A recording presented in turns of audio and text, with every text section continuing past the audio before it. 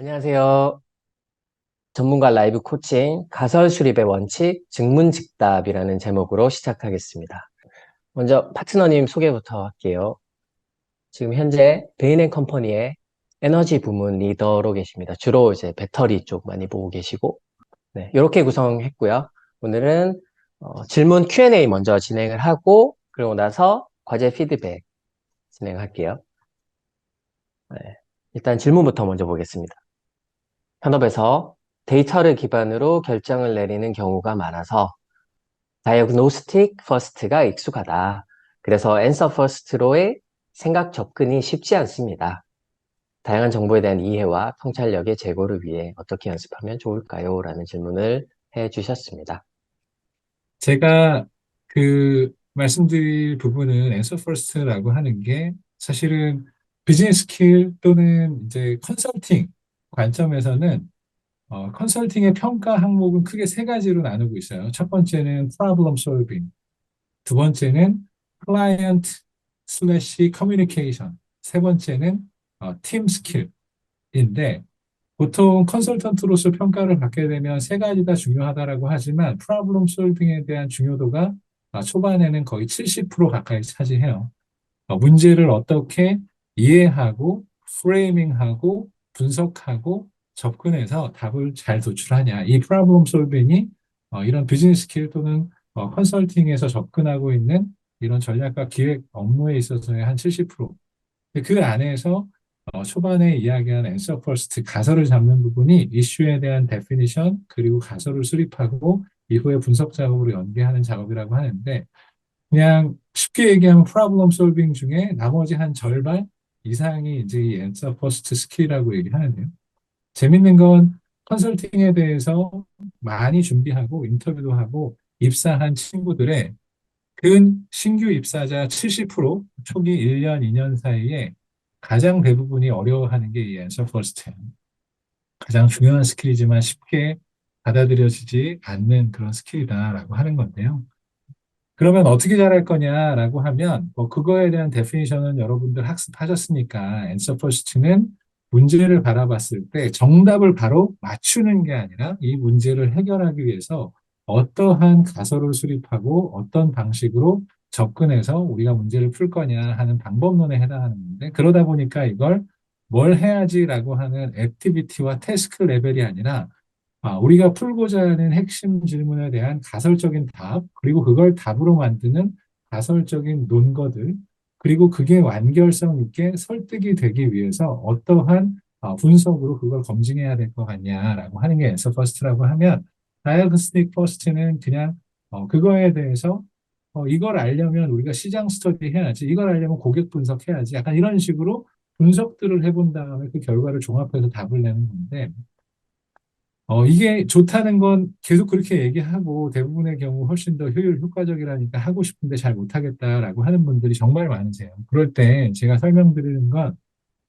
여러 가지 방식의 설명이 있지만 제가 그냥 Q&A 관점에서 여러분한테 한 세 가지 정도를 중요하게 말씀드리면 먼저 첫 번째는 여기에서 얘기했지만 증문즉답, 즉 키퀘션이 뭔지, 내가 풀어야 되는 키퀘션이 뭔지에 집중해서 즉 답이 될 수 있는 답의 유형. 예를 들면 제가 표현하기를 주관식이라 생각하지 않고 객관식으로 몇 개의 답이 될 수 있을 만한 옵션들을 만들어 놓고 그거에 선택할 수 있게 해보자. 그게 이제 증문즉답을 약간 좀 옵션으로 접근하자라고 하는 겁니다. 예를 들면 이 회사 인수를 해야 돼 말아야 돼. 이런 문제 전략적으로 아주 많이 나오는 중요한 문제예요. 근데 그거를 답을 내려고 하면 정말 고민이 많이 되죠. 고민이 많이 되는데 냉랭하게 가설을 수립한다라고 하면 가설적인 답의 옵션은 두 개예요. 산다, 안 산다. 그거에 대한 것만 먼저 생각해 보는 거예요. 또는 그렇지 않을 경우도 있어. 그러면 우리가 최우선적으로 진출해야 되는 시장은 뭘 거냐라고 하면 시장을 어디로 가? 이 시장이 지역 시장이야? 아니면 제품 시장이야? 아무것도 없을 거예요. 그러면 이게 우리가 지금 논의하는 게 지역 시장이라면 지역 시장을 어떻게 구분할 거냐? 선택지가 뭐냐? 예를 들면 그냥 도메스틱 한국에서 하다가 한국의 인접 국가로 가야 되냐? 인접 국가 중에 중국과 같은 큰 시장을 갈 거냐, 일본과 같은 선제 시장을 갈 거냐, 아니면 동남아를 갈 거냐. 아니면 원거리 선제 시장으로 가는데 북미 시장을 먼저 가는 게 맞겠냐, 아니면 유럽 시장을 가는 게 맞겠냐.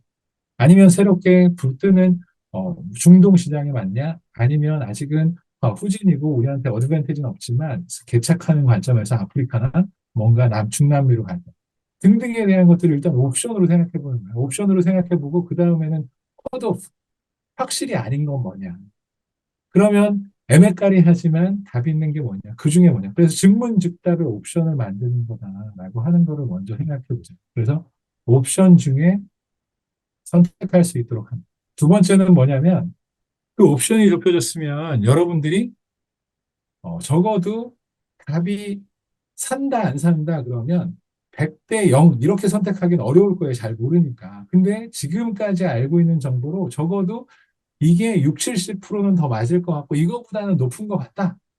라고 하는 걸 먼저 정하는 거예요.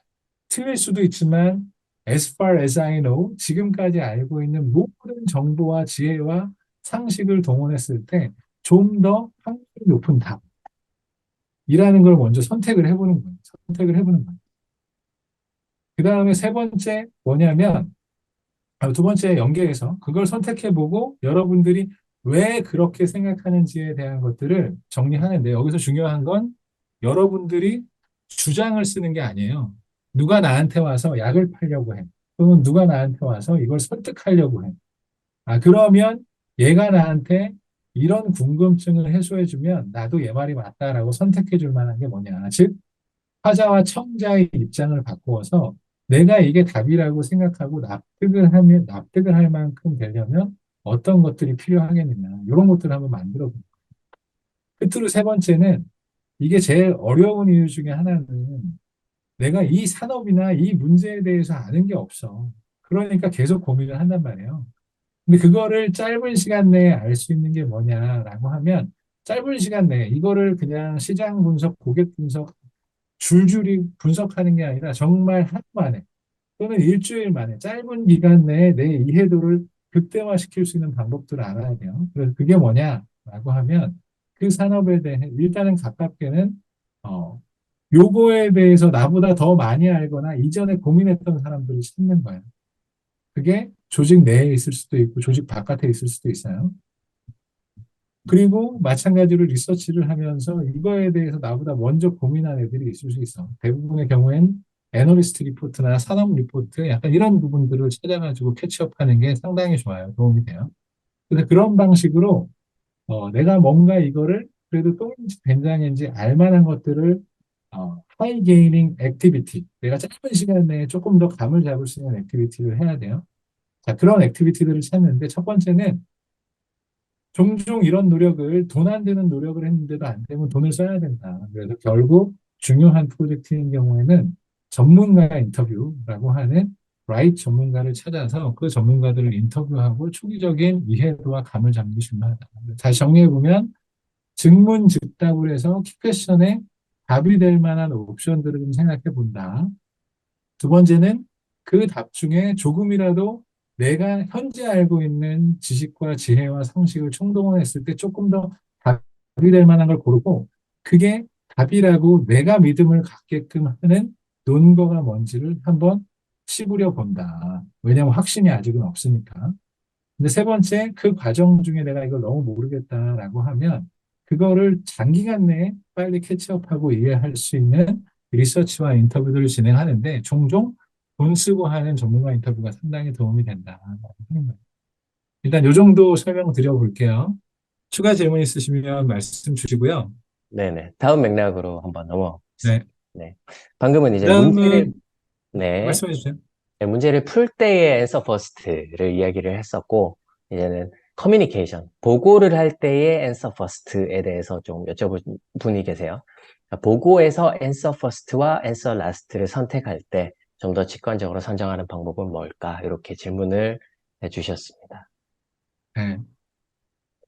일단 첫 번째로 말씀드릴 건 아마 학습 과정에서 여러분 다 공부하셨겠지만 problem solving에서의 answer first, answer last 그리고 보고서를 작성할 때의 answer first와 answer last는 다릅니다. 여러분 그 다름에 대해서 이해하고 계세요? 프로블럼 네. 솔빙에서의 앤서 퍼스트는 거의 90% 이상의 가능성에서 전략 기획이나 아니면 요런 경영 문제를 푸는 데 있어서의 90% 이상 주어진 시간 내에 제한된 리소스로 여러분들 잘해내는 데는 이게 정말 앤서 퍼스트가 중요하다라는 말씀드렸고, 다만 보고할 때는 앤서 퍼스트와 앤서 라스트는 그때그때 달라요. 그때그때 달라요. 그래서 이거를 직관적으로 어떻게 선정하냐라고 하면 그 보고를 받는 피보고자를 머릿속으로 상정해 두고 내가 앤서 퍼스트로 보고했을 때의 반응과 앤서 라스트로 보고했을 때의 반응을 한번 여러분들 머릿속에서 시뮬레이션을 해봐야 돼. 상상력을 동원해서. 그래서 내추럴리 앤서 퍼스트 하면 그래도 무난하게 끝날 뻔한 게 앤서 라스트를 했더니 잘 안 되거나 아니면 그 반대의 경우가 여러분들 쉽게 이해가 갈 수가 있어요. 예를 들면 여기에도 얘기했지만 예를 들면 앤서 퍼스트는 언제 조금 더 많냐라고 하면 이 청중이 기본적으로 제일 중요한 건 청중이 이 보고 이 내용에 대해서 어느 정도 이해를 하고 있고 내가 원래 생각했던 것과 크게 차이가 없어. 그리고 나는 굉장히 하이 레벨 커뮤니케이션과 컨사이스한 커뮤니케이션 좋아해. 줄, 줄, 줄줄이 이렇게 설명하거나 아니면 이렇게 길게 얘기하는 거, 디테일 이런 거 별로 안 좋아해. 그럴 경우엔 앤서 퍼스트로 이야기를 하면서 아, 알고 계시던 그 부분 저희가 분석을 열심히 했더니 아니나 다를까 이런 결론이 나왔다. 근데 그거에 대해서 살펴보니 이런 핵심적인 검증이 돼서 이거에 대한 컨피던스는 상당히 높고 디테일은 우리가 나중에 필요하면 말씀드리겠다. 질문 있냐? 약간 이런 식으로 조금 더 컨사이스하게 앞에서 하는 게 맞는데 반대로 이 사람에게 앤서 라스트로 얘기해. 약간 줄줄이 설명을 하면서, 이건 뭐고, 저건 뭐고, 혹시 몰라서 이 분석도 했어요.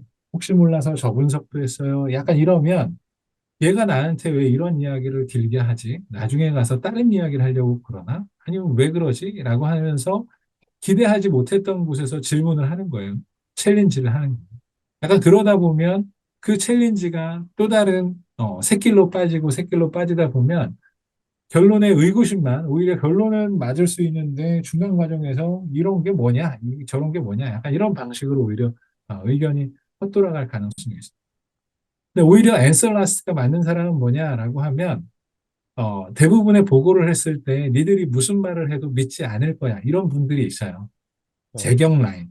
뭐라도 자꾸 해달라 해달라 그러면 안 된다라고 얘기해야 되는 사람들이 있어. 또는 CEO 분들도 기본적으로 네가 무슨 보고를 해도 나는 안 할 거야. 특히 투자 관련한 거. 왜냐?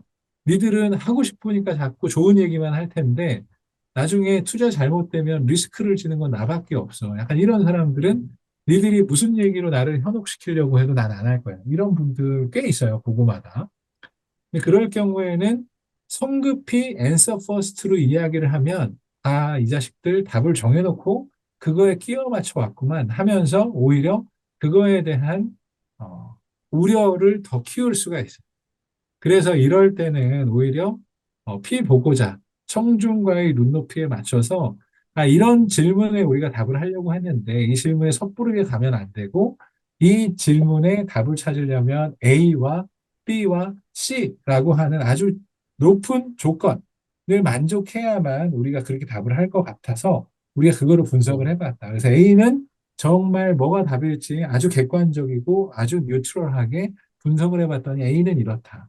B도 이렇다, C도 이렇다. 그래서 아닐 줄 알았는데 이 세 가지 조건들을 다 만족하니까 우리가 보기엔 이게 답인 것 같다. 그래서 이 답을 주장하는 게 아니라 이게 답이 아니라면 답이 맞다 아니다가 떠나서 A, B, C 중에 뭐가 동의가 안 돼서 답이 아닌 거냐. 만약에 A, B, C를 동의하면 내추럴리 마지막에 얘기했던 거에도 동의해야 된다. 약간 이런 방식으로 설득의 과정을 가져가는 거예요. 그래서 이 answer first와 answer last는 보고에 있어서는 이게 주제에 대한 상황과 우리가 전달하려고 하는 내용, 그리고 가장 중요하게는 청중의 스타일, 정보 습득, 그리고 예상 반응, 이런 것들을 보고 결정하는 거고, 그걸 내추럴리 선정했다라고 하면 그냥 내가 이렇게 해야지가 아니라 보고 받는 사람을 조금 더 포커스하고 내가 이야기 전개를 같은 얘기인데 답을 먼저 얘기하고 그거에 대한 논거들을 얘기하는 것과 그거에 대한 논거들을 얘기하고 더 조심스럽게 답을 마지막에 뽑는 것 중에 뭐가 더 이분이 선호할 수 있겠냐라고 하는 거를 머릿속으로 시뮬레이션 하는 것들이 상당히 도움이 될 거예요. 네네.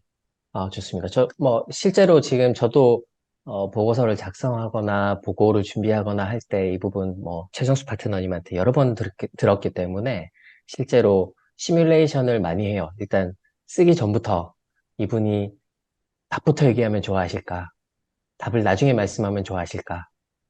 이런 것들을 많이 고민을 하고 시작을 하게 되더라고요. 그게 실제로 도움이 많이 됐었고, 여러분들도 한번 이제 내 상사, 아니면 내 보고의 컨텐츠를 상정을 해서 시뮬레이션을 해보시고 작업을 하시면 훨씬 도움이 많이 되실 것 같습니다. 네. 좋은 네, 얘기였고, 네. 그래서 좋습니다. 이제 과제 피드백으로 넘어가겠습니다. 과제 피드백은 저희가 이제 피어 리뷰 과제를 두 개를 했잖아요. 첫 번째 과제는 항공사 사업 모델 정의, 그리고 대형 저가 항공사 사업 모델 차이 하는 과제 하나 했었고, 두 번째 과제는 고객사의 실제 비용 절감 방안, 그러니까 저가 항공사의 비용 절감 방안이랑 가설 트리 작성하기, 요 두 가지 과제 또 뒤에 하셨었고, 요 과제들을 어, 여러분들이 작성해 주신 과제를 가지고 피드백을 할 텐데, 어, 익명성을 철저히 보장해 드리고, 그 대신에 그 안에서 여러분들에게 레슨을 드릴 수 있는 부분을 철저하게 뽑아 드실 거예요. 네, 첫 번째 네, 과제부터 볼게요. 네, 요 과제 다 좋습니다. 하셨죠? 대략 이제, 네, 요 과제 하셨고, 네, 저가항공사, 사업 모델 정의, 그리고 사업 모델 차이, 이런 것들 과제 하셨고, 이제 하신 것들 하나씩 보겠습니다. 네. 네, 첫 번째 과제부터 먼저 리뷰해 주시겠어요? 제가 보기에는 특히나 요 Q&A가 뭐 그냥 읽어봐 드려야 전혀 사실 와닿지는 않을 거고 여러분들이 아마 실제로 작성도 했고 남이 한 거 피어 리뷰도 했을 텐데 그거에 대해서 정말 좀 더 꼼꼼히 본다면 뭐가 있을까? 즉, 요 특히나 논리에 대한 것과 이 프로블럼 솔빙에 대한 거는 내가 할 때는 열심히 하지만 제일 중요한 것 중에 하나는 남이 한 것들을 비평적인 시각으로 바라보면서 이거를 내가 할 때는 몰랐지만 남이 한 것들을 엄청 헐뜯고 야, 이런 부분이 좀 잘못된 거 아니야? 약간 이런 것들을 따지면서 본인의 실력들이 좀 향상이 되는 거거든요. 그래서 그 비평적인 시각들을 같이 바라봤으면 좋겠다는 거고, 그 다음에 공통적으로 드릴 수 있는 말씀은, 아까도 얘기했지만 계속해서 트집을 잡아야 돼. 꼬투리를 잡아봐야 돼. 약간 그런 거 하나. 그리고 두 번째는 여러분들이 이 프로블럼 솔빙, 저도 어렸을 때 그냥 국어가 국어인가 보다 하고 컸지만, 이 프로블럼 솔빙과 비즈니스 스킬에 있어서 국어의 중요성이 엄청 중요하다. 그래서 아까 논리라고 하는 부분도 말씀드렸지만 논리도 그렇지만 이게 말이 되냐 말이 안 되냐라고 하는 관점에서 국어를 상당히 신경 써봐 주세요. 그래서 그거 세세한 부분들 가지고 이야기를 할 텐데요.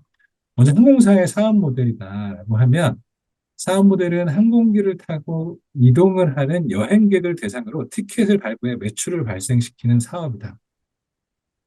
여행객 탑승에 대한 비용과 수화물 적재에 대한 비용을 통해 수익을 얻으며 탑승은 서비스에 따라 클래스를 나누고 등급의 비용의 차이를 두고 있다라고 하는 거예요. 틀리지 않아. 설명이지만 사업 모델은 이거다. A는 B다라고 하는 데피니션이라고 놓고 보면 사업 모델은 누구를 대상으로 무엇을 팔아서 어떻게 돈을 버냐라고 하면 먼저 첫 번째는 항공사의 사업 모델은 여행객만을 대상으로 매출을 발생하는 거냐. 그리고 여행객을 대상으로 이동에 대한 티켓만으로 매출이 발생하는 거냐라고 하면 뭐가 달라요? 그게 메인이지만 부가적으로는 부가 매출원이 있어요. 그래서 비행기는 수화물만 다루나요? 그거 말고 화물도 보내요. 화물 매출이 있어요. 여러분, 그렇죠. 권가희님, 감사합니다. 화물도 발생하죠. 그래서 여러분 들어보셨죠? 이게 코로나 시절에 여행객들이 많이 없으니까 화물 매출을 늘려서 대한항공이 실적을 선방했다. 이런 얘기도 있었죠. 그래서 화물 매출이 있고 또 하나는 나는 이동할 때 티켓 매출만 하나? 아니면 거기서 부가 매출들이 있죠. 부가 매출. 뭐예요? 부가 매출 중에 제일 큰 게 뭘까? 상품, 면세. 그쵸? 그래서 면세 상품이 많고, 그 다음에 기내 판매, 면세나 기념품, 그리고 식음료도 있죠. 식음료도 각자 따로 파는 곳에서 있죠. 그래서 결국에 보면 이 여객 매출이라고 하는 것과 화물 매출, 그리고 그거에 대한 여객들을 대상으로 하는 부가 매출. 약간 크게 보면 이거니까 누굴 대상으로, 여행객을 대상으로 이동을 통한 티켓 매출, 그리고 그 외에 부가 매출을 발생시키는 게 있고, 화물을 보내고 싶은 고객들을 대상으로 화물을 이송하면서 받는 어, 화물료, 화물 운송료, 이런 거에 대한 매출이라고 할 수 있겠죠. 그래서 그게 이제 사업 모델에 대한 데피니션이다라고 좀 생각해 볼 수 있어요. 자, 그러면 그거를 나누어서 대형 항공사와 저가 항공사를 나누면 어떻게 될 거냐라고 하면 타겟 고객은 뭐냐? 대형 항공사는 기본적으로는 뭐예요? 화물 매출에 대한 거는 크고 작음이 있겠지만 대형 항공사도 저가 항공사도 존재해요. 근데 다만 대형 항공사는 화물에 대한 니즈가 좀 더 많겠죠. 먼 거리에 가고 실을 수 있는 화물이 많으니까.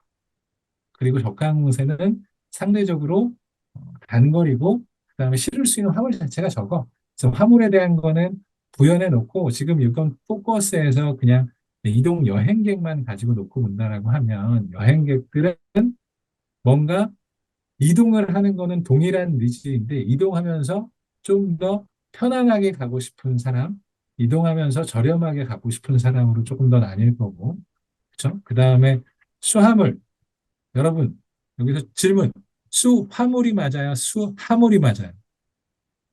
그렇지만 답변은 없어요. 둘 다 맞아요.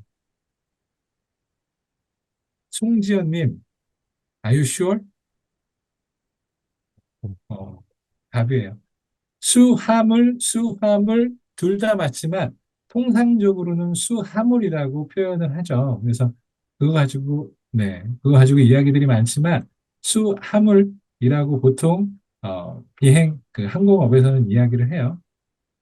그 음, 다음에 비용 부과 방식이다라고 하면 여기까지는 잘 왔는데 비용 부과 방식에서 약간 국어가 맞지 않아. 비용 수준이면 비싸다 저렴하다지만 부과 방식이 비싸게 한다, 싸게 한다는 아니죠. 그래서 비용 부과 방식이라고 하면 오히려 대형 항공사는 all inclusive. 그래서 오히려 이동하는 동안 필요한 화물이나 아니면 식음료나 제반 서비스를 티켓에 웬만하면 담아서 제공을 하는 방식으로 비용을 하는데, 그럼 저가 항공사는 이거를 뭐라고 해요? 디번들링이라고 해서 번들을 풀어버려서 일단은 티켓만 이동하는 것만 딱 내고 나머지는 원하는 사람에게 원하는 만큼만 별도로 부과하는 방식이죠. 그죠? 비용 부과하는 방식이다 그러면 그 방식에 대해서 언급을 해줘야 돼요. 그래서 좌석 구분은 넓은 좌석과 좁은 좌석도 있죠. 그렇지만 더 중요하게는 좌석에 대해서 시트일 수도 있지만 클래스일 수도 있겠죠. 그래서 오히려 대형 항공사는 퍼스트 클래스, 비즈니스 클래스, 이코노미 클래스로 고객들에게 선택의 옵션을 준다는 것과 플러스 같은 클래스여도 상대적으로 좀 넓은 것, 그죠? 그 다음에 또 중요한 건 저가 항공사는 대부분의 경우는 요새는 뭐 이코노미 플러스가 있는 경우들도 있어요. 장거리 비행기도 있으니까. 그렇지만 일반적으로는 이코노미 원 클래스, 왜냐하면 이피션시가 되게 중요하거든. 원 클래스로 운영을 하면서 상대적으로 좁은 좌석을 운영한다라고 얘기하면 조금 더 정확한 표현이 될 거예요. 두 번째는 항공사 사업 모델. 그래서 국내외 이동을 위해 항공을 이용하는 고객을 대상으로 이동 서비스를 제공하는 것이다. 그리고 뭐 이 부분은 동일하게 말씀드렸죠. 그렇죠. 그래서 실제로 고객 대상의 이동 서비스를 제공하고 이용을 내는 것도 있지만 매출원으로 나누어서 고객도 나눠서 보면 좀 더 좋겠다라고 하는 부분이 있고 그다음 대형 항공사는 만약에 이런 식으로 국내외다라고 하면 밑에도 그거의 차이를 조금 부여할 필요가 있는데 위에는 국내외면 밑에는 국내외가 아닌가? 그럼 차이가 있으려면 뭐가 있지? 대형 항공사는 원거리, 중거리, 단거리 할 거 없이 풀 커버리지로 고객들을 실어나르는 반면 저가 항공사는 국내 위주 또는 단거리, 근거리, 해외 위주를 운영한다라고 하는 부분에서 좀 차이를 두면 조금 더 낫겠죠. 네. 그렇죠? 그 다음에 이동 서비스 제공이 아니라 여기서는 사실 이름을 이런 식으로 제공하려면 이동과 편의 서비스를 제공한다. 단순히 이동 서비스만 제공한다. 이거는 두 가지를 또 우리가 굳이 지적을 한다면 두 가지 지적을 할 수가 있어요. 뭘 지적할 수 있을까? 일단 설명을 이렇게 하려면 이동 서비스 제공이 아니라 제공 서비스의 유형이나 범위 이렇게 하는 게 제목으로 조금 더 맞지 않겠어요? 그렇죠? 네. 그래서 계속 트집 잡아보는 거야. 이심전심 이런 거 아니에요. 그래서 문제풀이하고 논리적으로 접근을 할 때는 정말 중요한 건 말을 정확하게 해요. 그리고 여기에서도 비교를 하려면 일단 이동 서비스 외에 다양한 편의 서비스다. 이거 좋은데 단순 이동 서비스만의 이용을 통해 저렴한 가격을 원한다. 라고 하는 거는 아까도 얘기했던 것처럼 그거는 기본으로 하되 안 쓰려면 안 쓰고 쓰려면 그거에 대해서 선별적으로 제출해서 할 수 있다라고 하는 차원에서 그 관점에서 저희가 살펴볼 수가 있겠죠. 그래서 그 차이를 한번 보는 게 좋다. 그리고 서비스 비용으로서 이익 창출이다라고 하면 브랜드 이미지나 기타 마일리지 서비스를 이용해서 자기 고객을 통해서 이익을 창출한다. 낮은 가격대의 항공권을 팔아서 이익을 제출한다. 약간 이거는 타겟 고객의 니즈에 대한 차이를 달리하는 거냐, 뭐 등등. 요거는 사실 그 둘 사이가 애플 투 애플 비교를 해서 서로의 차이를 이야기하는 것 같지는 않아요. 그래서 어떤 카테고리로 설명하기는 어렵지만, 그리고 음, 네, 국내, 해외 할 것 없이 고객이다. 대부분 국내 고객이다라고 하지만 요새 저가 항공사 타고 중국인들 엄청 넘어오죠. 일본인들도 음, 엄청 넘어와요. 그래서 그걸 가지고 한국인과 외국인을 구분하기는 쉽지는 않을 수 있을 것 같아요. 그래서 그런 부분에 그렇죠. 대해서도 참고를 해주시면 좋을 것 같아요. 다음, 네. 저렴한 가격으로 필수적인 최소한의 서비스만을 제공함으로써 수익을 창출해낸다라고 하는 건 항공사의 사업 모델이 아니라 저가 항공사의 사업 모델을 이야기하고 싶은 거겠죠. 음, 그렇죠? 네. 그리고 요거는 이제 제가 읽은 것처럼 우선순위가 좋은 서비스보다 저렴한 가격에 있는 고객들을 대상으로 이런 식으로 읽으면 괜찮은데 우선순위가 좋은 서비스보다 저렴한 가격 헷갈리죠. 그래서 이게 주어와 동사와 형용사와 대상어를 명확히 하는 게 조금은 더 낫다. 한눈에 읽어도 모두가 동일하게 이해할 수 있게. 그래서 이 두 가지 관점에서 한번 봐주시면 좋을 것 같고요. 그 다음에 대형 항공사, 저가 항공사를 대상 고객과 운영 방법과 제공 서비스와 가격 정책으로 구분해 주셨는데요. 음, 대상 고객, 다양한 고객층과 가격을 우선시하는 고객층이다라고 하는 부분은 일부 맞을 수 있어요. 근데 다양한 고객층이지만 예를 들면 대형 항공사의 이코노미 클래스를 이용하는 곳과 저가 항공사의 이코노미 클래스를 원하는 곳. 예를 들면 우리 이렇게 얘기해 보자고요. 제주도를 갈 때도 대한항공 아시아나를 고집하는 사람과 아니면 진에어 제주항공 이런 거 타는 사람 같아요, 달라요?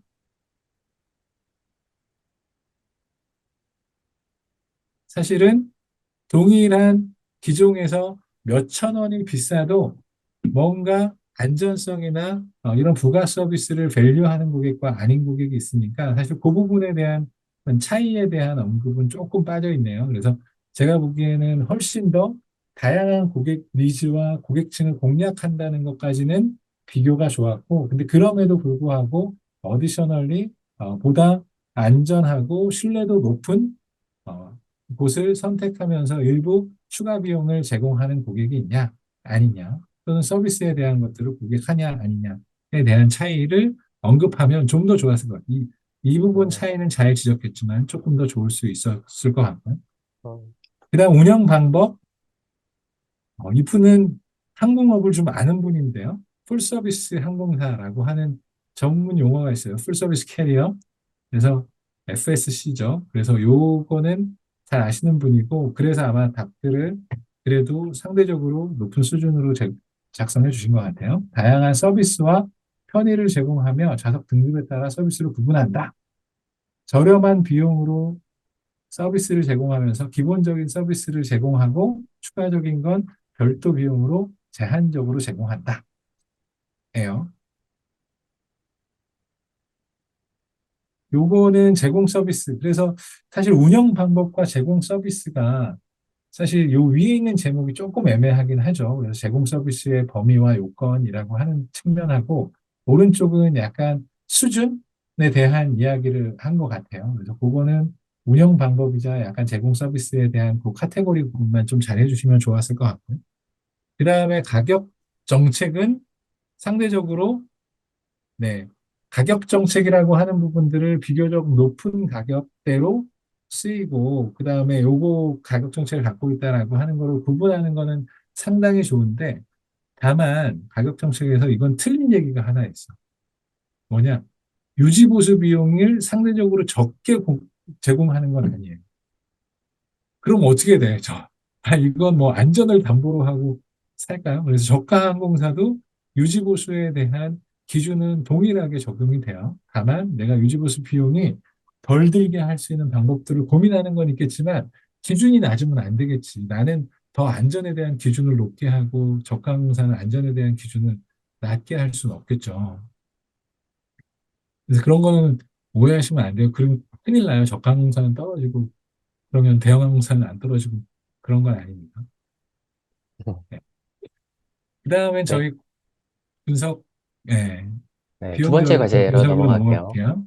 네네. 이렇게 단계를 다 거쳐서 비용 절감 방안, 최종 방안을 도출해내고, 그걸 기반으로 가설 트리까지 작성하는 과제였습니다. 네. 하나씩 보시죠. 네. 여기도 사실 제가 쑥 봤는데 상당히 수준 높은 답변들이 많았어요. 근데 당당히 수준 높은 답변이지만 여러분들 뭐 저도 그렇긴 하지만 이런 뭐 의무 학습이나 선택 학습 들어가서 답변을 쓸 때 사실 두 번, 세 번, 네 번 고민하기는 어렵죠. 그래서 사실 생각나고 이게 정답이다라고 하기보다는 렐러번트한 답들을 좀 적어주신 것 같은데 여러분들 사실은 보다 집중하고 보다 예를 들면 몇 번 더 감수하고 또 프로프리딩하고 그러면 더 맞을 수 있는데 그런 것들에 대해 피드백 해야 되는데 여러분들 어찌 보면 바쁜 시간에 쫓겨서 렐러번트한 답만 써서 그럴 수 있지만 그래도 조금 더 리파인 한다면 뭐가 더 있을지 말씀을 드려볼게요.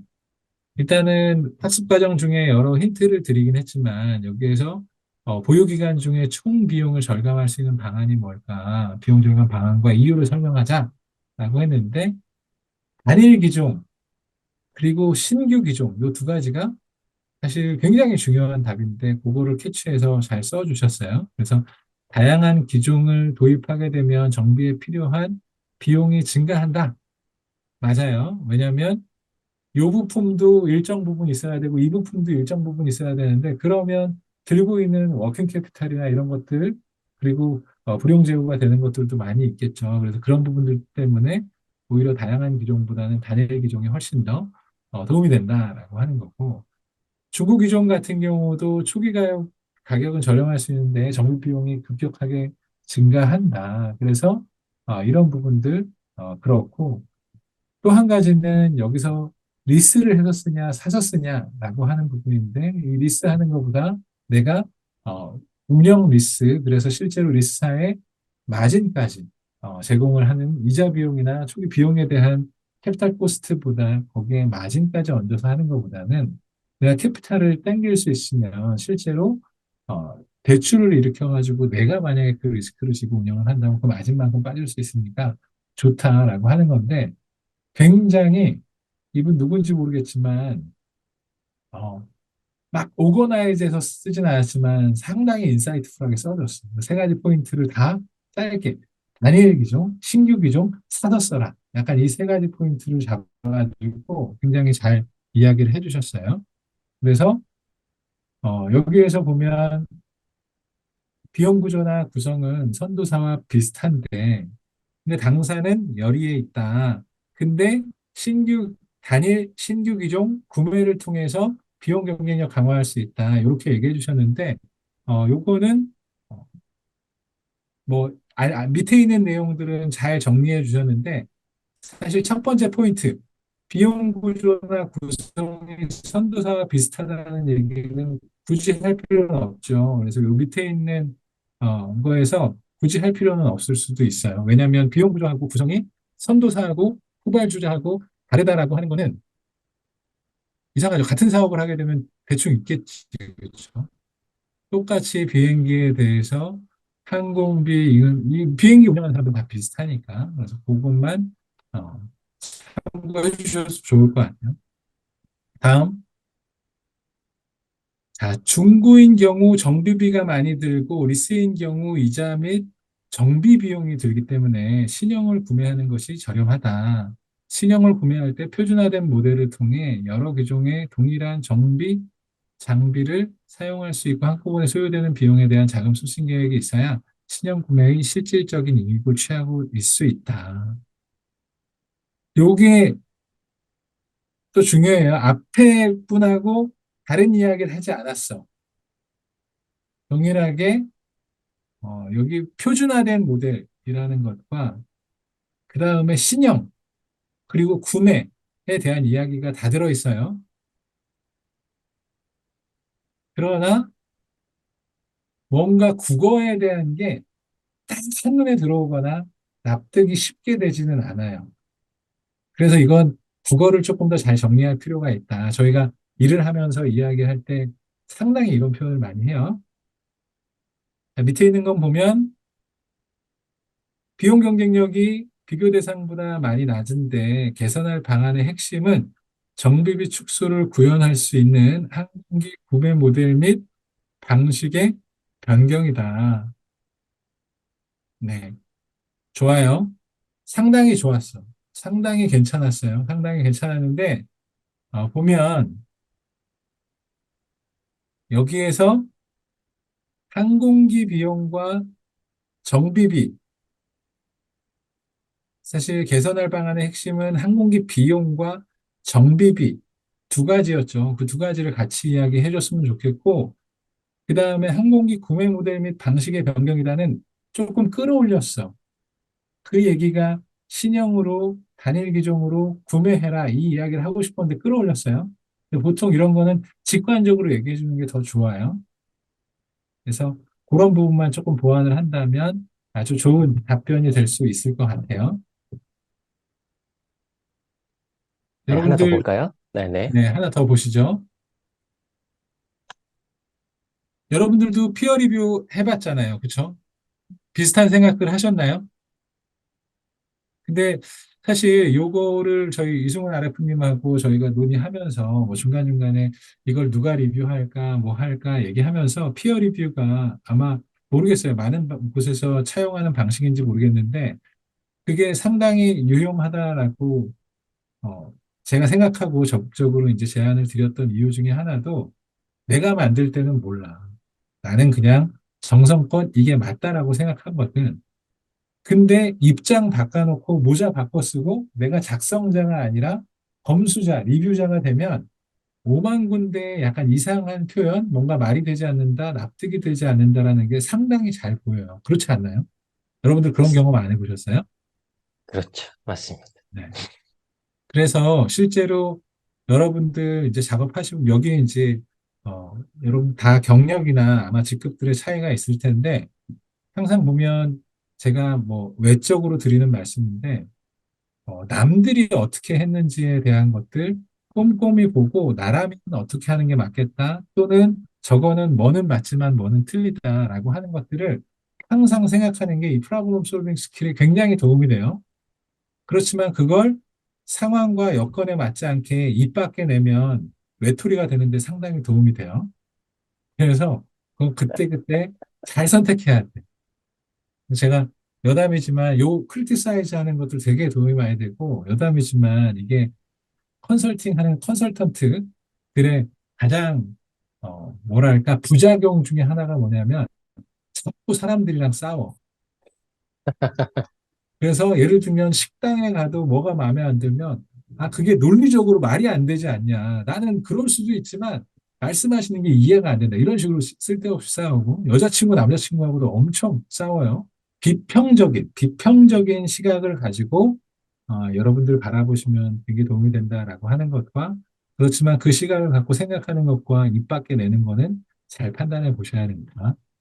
자, 마지막 하나 정도만 더 보고 여러분들 혹시 현장에서 질문 있는 거 혹시 있으면 말씀드리면 좋을 것 같고요. 가능하면 신항공기를 구매하여 운항 중 발생하는 정비비 절감을 한다. 항공기 부품 교체 시기가 다가오면 항공기가 필요한 구매사에 판매를 진행하여 항공기 구매 시 소요되었던 초기 비용을 일정한 회수하는 방안이 TCO 측면이 이건 굉장히 바쁜 거지 일단. 국어가 끝나지 않았어.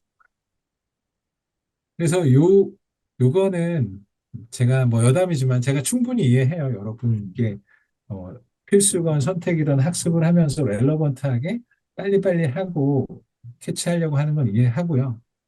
다만 보고서를 쓸 때도 이런 것처럼 일단 이런 오탈자가 나온다. 오탈자가 나와서 잘못했다는 게 아니라 오탈자를 보면서 이 사람이 프로프리딩을 얼마나 했냐, 고민을 얼마나 했냐 이런 게 반영이 되기 때문에 여러분 보고서를 쓸 때는 항상 오탈자 검사하면서 초기 비용을 일정한 회수하는 방안이 약간 이런 것처럼 아주 크리티컬한 거는 없애야 돼요. 다시 돌아와서 보면 이분은 괜찮고 일단 신항공기를 구매한다는 것과 신항공기를 구매한 다음에 이거를 이 구형 항공기가 될 때까지 전체 운영하면 TCO가 급격히 떨어지겠죠. 그래서 이 TCO 컨셉은 뭐냐면 신항공기를 들여와서 중간에 유지보수 비용은 상당히 떨어지는데 중고 항공기의 가격은 크게 떨어지지 않는 약간 이런 복합적인 부분들을 고려해서 그 기간을 운영하는 게 가장 도움이 된다라고 하는 컨셉이에요. 즉, 신형 항공기 구입에 대해서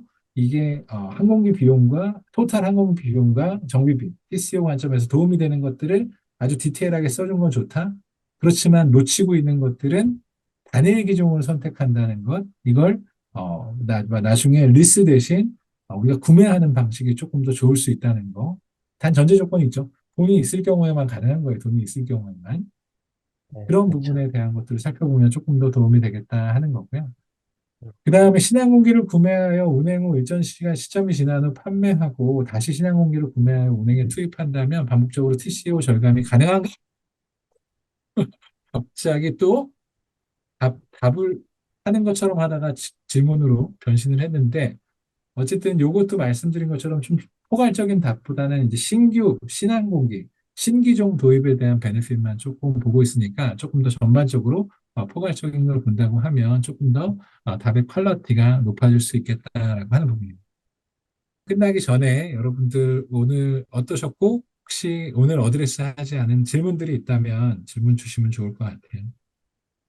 또 네. 건가이님 보고받는 사람이 나에게 얼마나 우호적인지 캐치할 수 있는 비결은 일단은 사실 그 보고받는 사람이 제가 직접 보고자인지 아닌지에 대한 거는 사실 방법은 뭐냐면 어, 정말 대회가 다가오기 전에 스파링을 몇 번 뛰어야 돼요. 그래서 진행하는 과정에서 이 지금까지 아직 정리가 되진 않았지만 파이팅스 보면 이런 거 같다. 그때 반응이 어떤지. 그때 그래.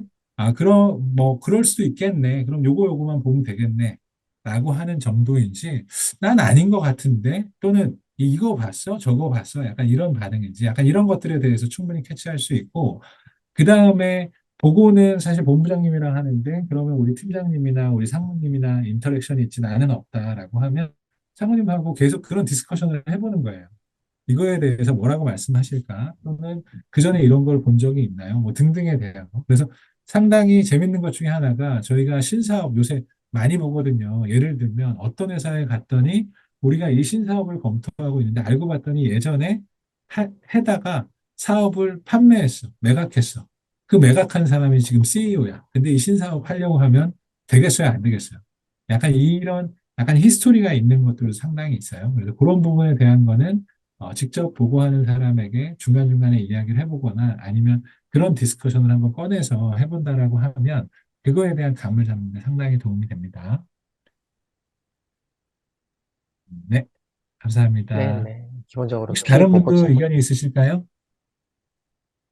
혹시 마이크 아, 키고 여쭤봐도 되나요? 아, 네, 그럼요. 얼마든지 좋습니다.